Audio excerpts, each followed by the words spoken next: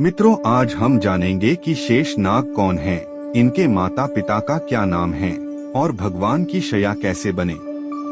तो चलिए कथा आरंभ करते हैं। बहुत प्राचीन काल में लोग हिमालय के आसपास ही रहते थे।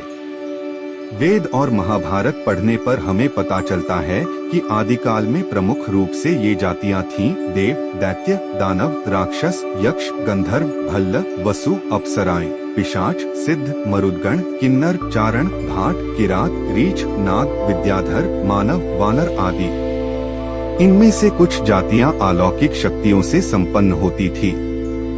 नाग जाति भी अलौकिक जातियों में से एक थी। नागों में सबसे महत्वपूर्ण नाग शेषनाग थे। शेषनाग क्या 1000 फन वाले सांप थे या कि मनुष्य? यह शोध का विषय हो सकता है।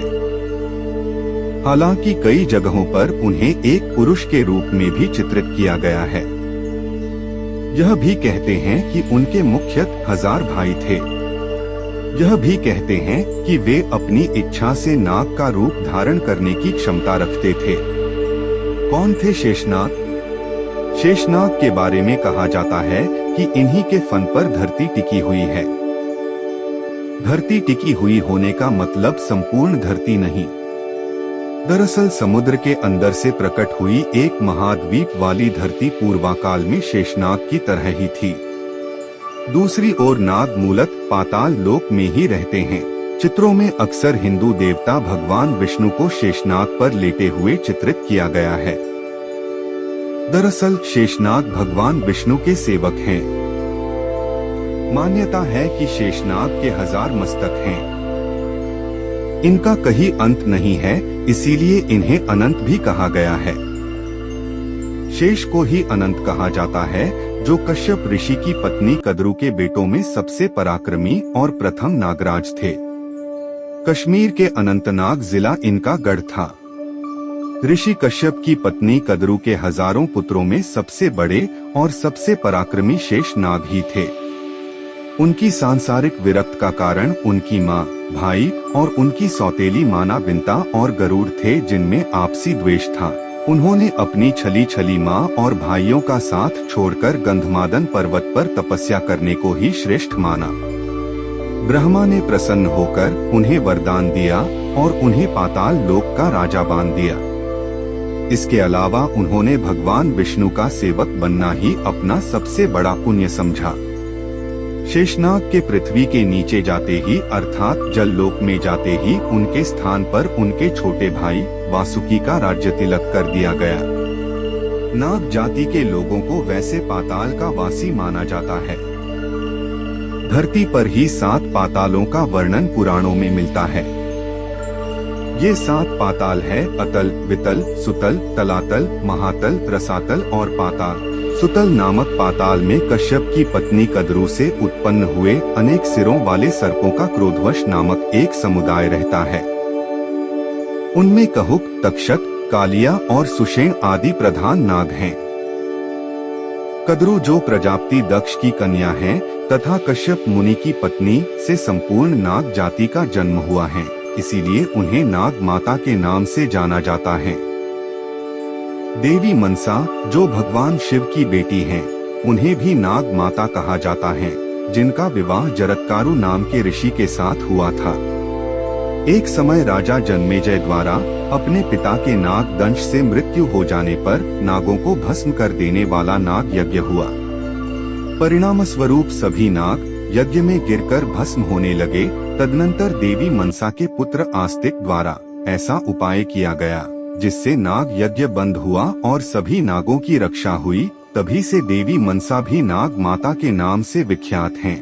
नाग प्रजाति के मुख्य 12 नाग हैं, जिनके नाम इस प्रकार हैं: पहला है अनंत, दूसरा है कुलिक, तीसरा है वासुकी, चौथा है शंकुफला, पांचवा है पद्म, छठा है महापद्म, सातवां है तक्षक, 8वां करकोटक, 9वां शंखचूड़, 10वां घातक, 11वां विषधान और 12वां नंबर है शेषनाग जी का। अनंत, शेष, वासुकी, तक्षक, कारकोटक और पिंगला उक्त 5 नागों के कुल के लोगों का ही भारत में वर्चस्व था। इन्हीं से नागवंश चला। महाभारत काल में पूरे भारत वर्ष में नागा जातियों के समूह फैले हुए थे। विशेष तौर पर कैलाश पर्वत से सटे हुए इलाकों से असम, मणिपुर, नागालैंड तक इनका प्रभुत्व था। ये लोग सर्प पूजक होने के कारण नागवंशी कहलाए। कुछ विद्वान मानते हैं कि शक या नाग जाति हिमालय के उस पार की थी। अब तक तिब्बती भी अपनी भाषा को नाग भाषा कहते हैं। एक सिद्धांत अनुसार ये मूलतः कश्मीर के थे। कश्मीर का अनंतनाग इलाका इनका गढ़ माना जाता था। कांगड़ा, कुल्लू व कश्मीर सहित अन्य पहाड़ी इलाकों में नाग ब्राह्मणों की एक जाति आज भी मौजूद है। नाग वंशावलियों में शेष नाग को नागों का प्रथम राजा माना जाता है। शेष नाग को ही अनंत नाम से भी जाना जाता है। इसी तरह आगे चलकर शेष के बाद वासुकी हुए, फिर तक्षक और पिंगला। वासुकी का कैलाश पर्वत के पास ही राज्य था और मान्यता है कि तक्षक ने ही तक्षशिला बसाकर अपने नाम से तक्षक कुल चलाया था। उक्त तीनों की गाथाएं पुराणों में पाई जाती हैं। उनके बाद ही करकोटक, ऐरावत, धृतराष्ट्र, अनत, अहि, मणिभद्र, अलापत्र, कंबल, अंशतर, धनंजय, कालिया, सौंफू, दौधिया, काली, तख्तू, धूमल, फाहल, काना इत्यादि नाम से नागों के वंश हुआ करते थे। भारत के भिन्न भिन्न इलाकों में इनका राज्य था। अथर्ववेद में कुछ नागों के नामों का उल्लेख मिलता है। ये नाग हैं श्वित्र, स्वज, प्रदाक, कलमाश, ग्रीव और तिरिचराजी। नागों में चितकोबरा, पृश्ची, काला फणियर, करैत, घास के रंग का, उपत्रेण्य, पीला, ब्रह्म, असिता रंगरहित, अलीक, दासी, दुहित, अस्ति, तगात, अमोक और तवस्तु आदि। नागा आदिवासी का संबंध भी नागों से ही माना गया है। छत्तीसगढ़ के बस्तर में भी नल और नाग वंश तथा कवर्धा के फणिनाग वंशियों का उल्लेख मिलता है। पुराणों में मध्य प्रदेश के विदिशा पर शासन करने वाले नाग वंशीय राजाओं में शेष, भोगिन, सदाचंद्र, धनधर्मा, भूतनंदी, शिशुनंदिया, यशनंदी आदि का उल्लेख मिलता है। पुराणों अनुसार एक समय ऐसा था जबकि नागा समुदाय पूरे भारत, पाक, बांग्लादेश सहित के शासक थे। उस दौरान उन्होंने भारत के बाहर भी कई स्थानों पर अपनी विजय पताकाएं फहराई थीं। तक्षक, तनक और तुष्ट नागाओं के राजवंशों की लंबी परंपरा रही है।